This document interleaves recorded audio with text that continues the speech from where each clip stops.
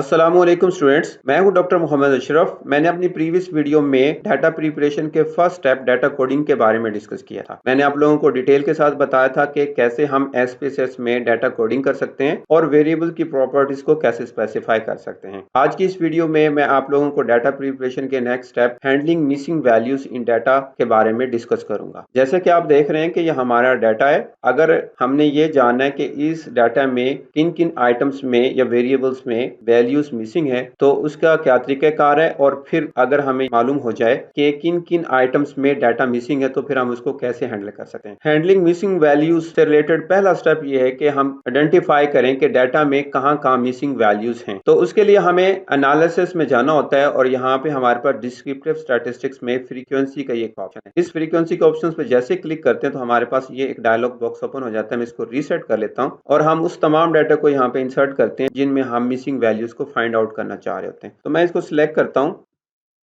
Okay, normally हम demographic missing values को नहीं देखते, लिहाजा मैं इनको एक्सक्लूड कर देता हूं और फिर ओके पे क्लिक करता हूं। आप देख सकते हैं कि यहाँ पे मेरे पास वैल्यूज कैलकुलेट हो गई हैं। तो आप देख सकते हैं कि यहाँ पे पहला जो टेबल है, इस टेबल में हमारे पास फ्रीक्वेंसीज की वैल्यूज शो हो रही हैं। अब इस फर्स्ट टेबल से हमें पता चलता है कि हमारे पास किन किन आइटम्स में मिसिंग वैल्यूज हैं। आप देख सकते हैं कि ई के 1 में 2 वैल्यूज मिसिंग है, क्योंकि हमारे पास टोटल रिस्पॉन्सेज हैं 295 और ई के 1 में 2 रिस्पॉन्सेज में वैल्यूज मिसिंग है। तो इसी तरह हम 1 बाय 1 तमाम आइटम्स को इस टेबल में देखते हैं और उनको नोट डाउन करते चले जाते हैं जिन जिन में मिसिंग वैल्यूज हैं। आप देख सकते हैं कि GCBP4 में भी एक मिसिंग वैल्यू है। इसी तरह हम इस पूरे टेबल को आगे तक देखेंगे। आप देख सकते हैं कि OEP1 में भी एक मिसिंग वैल्यू है और बाकी कहीं भी कोई मिसिंग वैल्यूज नहीं है। तो इस तरह हमें पता चल गया कि OEP1 और GCBP4 E के 1 में मिसिंग वैल्यूज है। तो हमें इन आइटम्स को नोट डाउन कर लेना है और फिर हम इन आइटम्स को ट्रीट करेंगे कि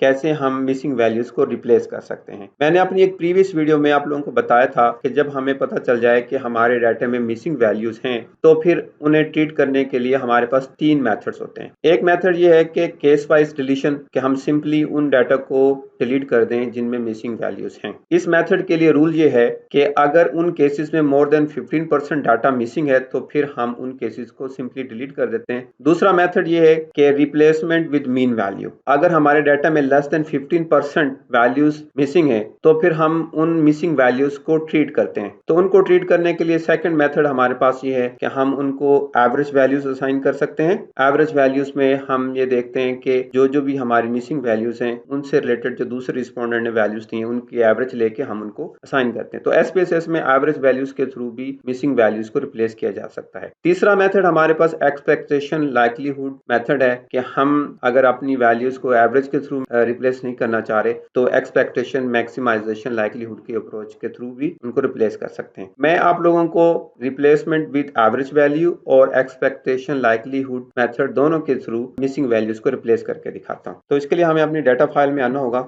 आप देख सकते हैं कि हमारी डाटा फाइल है। तो मैं आप लोगों को second method replacement with average value से मिसिंग डाटा को हैंडल करके दिखाता हूँ। उसके लिए हमें ट्रांसफॉर्म के इस मेन्यू वाले ऑप्शन में आके यहाँ पे आप देख सकते हैं कि एक ऑप्शन है रिप्लेस मिसिंग वैल्यूज। मैं इस पर क्लिक करता हूँ तो मेरे पास यहाँ पे ये एक डायलॉग बॉक्स ओपन होता है। मैं इसको रीसेट कर लेता हूँ। अब जिन जिन आइटम्स में मिसिंग वैल्यूज है मैं उनको सिलेक्ट करता हूँ। ई के 1 में मिसिंग थी वैल्यूज और GCBP4 में थी मिसिंग वैल्यू और OEP1 में थी मिसिंग वैल्यू। मैं इनको सिलेक्ट कर लेता हूं। आप देख सकते हैं जैसे ही मैंने आइटम्स को यहाँ पे सिलेक्ट किया है तो यहाँ पे न्यू वेरिएबल नेम असाइन हो गए कि जब मैं इनको ओके करूंगा तो हमारे पास डाटा में न्यू कॉलम्स क्रिएट हो जाएंगे विद न्यू नेम्स के साथ। मींस एग्जिस्टिंग कॉलम्स में ही ये वैल्यूज रिप्लेस नहीं हो। अब मेरे पास यहाँ पे मेथड्स से रिलेटेड कुछ ऑप्शंस हैं, देख सकते हैं यहाँ पे 5 ऑप्शंस हैं। मैं मीन वैल्यू वाला ऑप्शन चूज करूंगा यहाँ पे सीरीज मीन और मैं यहाँ ओके पे क्लिक करता हूँ। ओके, अब मैं अपने डाटा को जाके देखूं।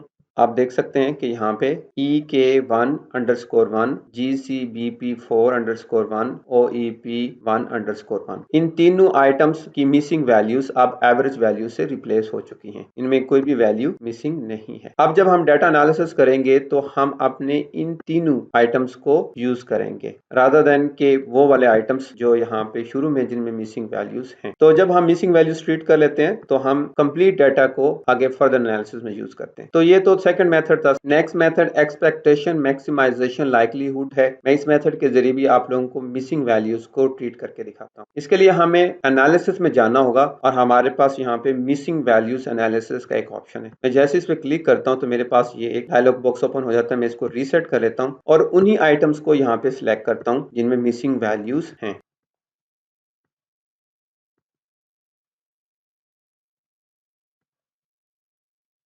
ओके जब हम अपने मतलूबा आइटम्स यहाँ पे सिलेक्ट कर लेते हैं तो फिर हमारे पास यहाँ पे एस्टिमाइजेशन में कुछ ऑप्शंस हैं। आप देख सकते हैं कि ये एक ऑप्शन है EM। इसका मतलब है एक्सपेक्टेशन मैक्सिमाइजेशन लाइक्लीहुड मेथड। जब हम इस पे टिक कर लेंगे तो अब हम मिसिंग वैल्यूज को इस मेथड के थ्रू ट्रीट करेंगे। और यहाँ एक टैब है EM, इस पे क्लिक करता हूँ तो मेरे पास यहाँ पे कुछ ऑप्शन हैं। यहाँ पे ये एक बटन है सेव कंप्लीटेड डाटा। मैं इस पे चेक कर लेता हूँ और यहाँ पे लिखता हूँ कंप्लीट अंडरस्कोर डाटा। ये जो मैंने अभी न्यू नेम असाइन किया है इसका मतलब ये है कि जब मैं ओके करूंगा तो वो SPSS की एक न्यू फाइल में सेव होगा। मैं ओके करता हूं।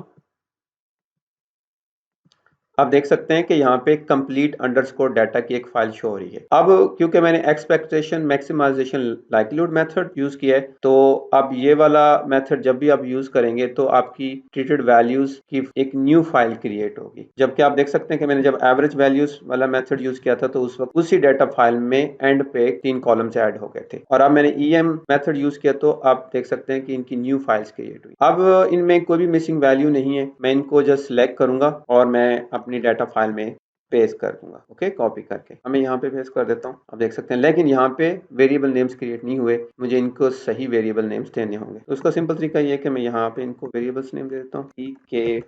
EK1A दे देता हूँ और दूसरे में GCBP4 और A दे देता हूँ और इसी तरह OEP1 को स्मॉल है। मीन्स ये वो आइटम्स हैं जिनको मैंने एक्सपेक्टेशन मैक्सिमाइजेशन लाइक्लीहुड मेथड के थ्रू ट्रीट किया है। अब आप देख सकते हैं कि ओके अब आपकी मर्जी है कि चाहे आप एवरेज मेथड के थ्रू जो मिसिंग वैल्यूज को हैंडल किए उस डाटा को यूज करें या फिर EM मेथड के थ्रू जिन आइटम्स आपने ट्रीट किए उनको फर्दर एनालिसिस के लिए यूज करें। लेकिन एक बात का खास ख्याल रखें, जब आप मिसिंग वैल्यूज को हैंडल कर लेते हैं तो जो न्यू कॉलम्स क्रिएट होते हैं आप उन्हीं को फर्दर एनालिसिस में यूज करेंगे, ना कि वो कॉलम्स या आइटम्स जिनमें मिसिंग वैल्यूज हैं। सो आई होप आप लोगों ने लर्न कर लिया होगा कि कैसे हम SPSS में मिसिंग वैल्यूज को आइडेंटिफाई करते हैं और फिर उनको एवरेज मीन वैल्यूज या फिर EM मेथड के थ्रू हैंडल करते हैं। नेक्स्ट वीडियोस में मैं आप लोगों को मोनोटोन रिस्पांस मेथड्स के बारे में बताऊंगा, क्योंकि समटाइम हमारे डाटा में कुछ स्ट्रेट रिस्पांसेस होते हैं जिनको हम मोनोटोन रिस्पांस कहते हैं। उनको भी ट्रीट करना जरूरी होता है, अदरवाइज आपका डाटा सिग्निफिकेंटली इफेक्ट होता है। अगर आपने इस वीडियो से कुछ लर्न किया है तो आप इस वीडियो को लाइक करें, शेयर करें। अगर आप इस चैनल पे न्यू हैं तो चैनल भी सब्सक्राइब कर लें ताकि आने वाली नेक्स्ट वीडियोस टाइमली मिलती रहे। टेक केयर, अल्लाह हाफिज।